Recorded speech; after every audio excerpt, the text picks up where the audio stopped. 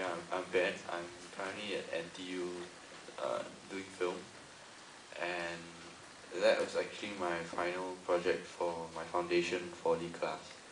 And what happened was I was on shoot for another film I'm working on, and I went back to the place where I grew up to shoot some pickups. And after shooting like the stuff I was there to shoot, I kind of thought I'd go back and kind of revisit my childhood. And you wouldn't think 10 years is a long time, but the place is kind of changed, like. So that kind of like inspired me like this. Yeah. Hi everyone, I'm Rui An, the one with the older children. Right now I'm serving national service. And basically the film was actually done around, it was made under quite unusual circumstances in the sense that the footages were actually shot about 3 years ago. And it was only around, let's say I think around last year that I rediscovered them and put them together to make the film. And actually before that I was actually, last year because in school I'm in an art elective program, so I've been doing film for quite some time, so it was around last year, towards the end of last year, that I actually put this footage together to make the film that you see. Hi, my name is Zhi Wei. I'm a student at Putnam School of Film, so this was a final year project outing. So outing is the first film I directed, and I guess some of it is personal experience, and some of it is narrative fiction, I guess. Hi, my name is Iyvone. I'm the co-creator for The Moth Catcher. My partner Miguel couldn't be here today. So I'm going to be starting fine art studies this coming September. This is my second puppet live action short film I've made. And my background consists of graphic design, sculpture, and light art based installation. Okay, let's open the floor. I must add some drum roll to this.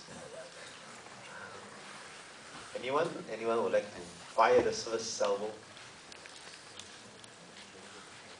It takes some time, you must understand, this is Singapore. Okay, I shall ask the first question. I'd like to ask maybe Rui An. There's a lot of emphasis on media education now, and you mentioned that you did this almost like 3 years ago in your AEP art elective program. Or I did not, it wasn't actually done for my art elective program. It was actually, the footage were actually shot rather spontaneously during a gathering that a bunch of friends of us we had about 3 years ago. So I did not, at the moment in time, the weird thing was that we actually wanted to make a film, but then, so there were parts that were improvised and there were parts that were acted, consciously. So, but then eventually, it was more like an experiment, but we did not exactly, I did not actually return to it until, like sometime last year. So it was odd that when I look back and I examined this footage, actually most of the footages that you see were those that were not, consciously acted. It was mostly improvised and natural, yeah. But you learned the basic skills of filmmaking as an AEP. Yes, actually I've been working. Yeah, I've been doing film since around, actually since I was like in Sec 1, because from then we also did animation as well as film. So all along I had exposure and amount of training in this area. Yeah. Oh, okay, very fascinating. Now you can do films for secondary school. Born too late as usual. Not born too early. Benjamin, you are from Saddam School of Art Design and Media. Okay, maybe I'll just delve into the craft element of the films. I like your film because you use a very rare dialect, which is Hainanese, as the background. I thought that was very interesting. And I'm not sure whether you were conscious in terms of selecting the locations, or was it, as you have said, you went for another shoot and then you just put them all together and edited the film. I guess what I'm saying is, where did the story take place? In the editing room or on location when you were shooting?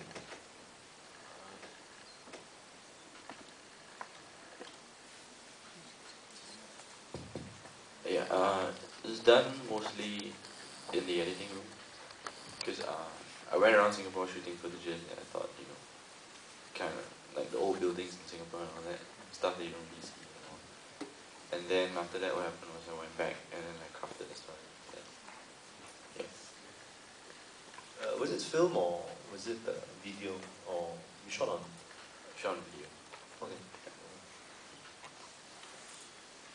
Okay, I have answered the first several. Yes, please. Could you just wait for the mic? Yeah, thanks. Next time we will ask the museum to give you a prize for asking questions. What do I get? Yes, please. What do I get after asking? Maybe the next financial year. I'm so sorry. Okay, so I have a question for the director who directed Outing. I guess that's you. I thought the acting was pretty much internalized, very much. I was wondering how you casted those members, the cast members, and also how was it like working with them? Is it about it? Yeah, I think that's a very interesting question because I think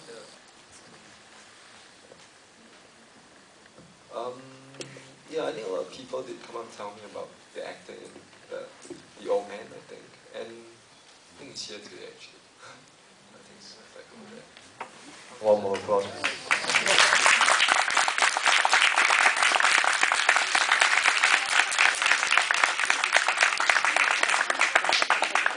I think what's interesting because he's not really an actor. He's an extra. Like in background, he just goes up and like in the scene, he's a guy like walks at the back when the actors are talking. So because I really went everywhere like looking for actors with my producer.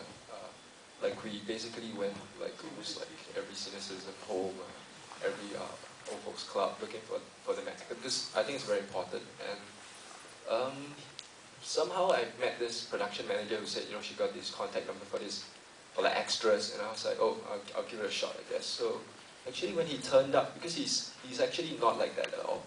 He's a really happy and like carefree kind of guy. So when he turned up, I was a bit like, oh, maybe he isn't so suitable. But I think during the audition, because I was alone, I was just filming him on the handycam, and I asked him something like, what's one thing that your son did that made you sad? So then his face kind of changed.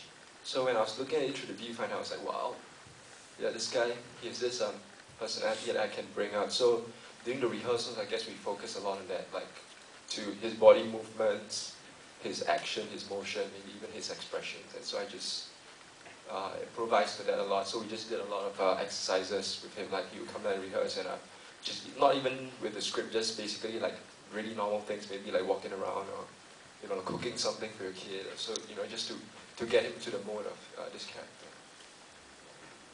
What about the kid? The kid is actually an actor. Yeah, he's in a lot of television productions and stuff. And yeah, he's kind of different because as a kid, I don't think he's really too much into rehearsing.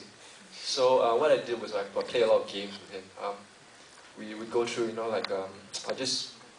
but basically we're still rehearsing the scene, but it's in the form of a game, so if I wanted him to hit the balloon, I'll say, I draw a mark from like a target and say, I'll play with you, and then, we try to hit, and then I'll try to tell him, maybe improvise the motion. So I guess rehearsals for me are very important, but also a lot of improvisation. Like, I don't try to force the actor to do something that they can't.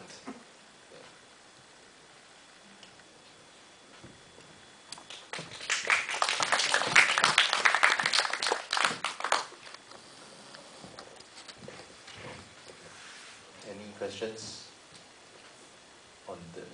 yes. Oh, you're back.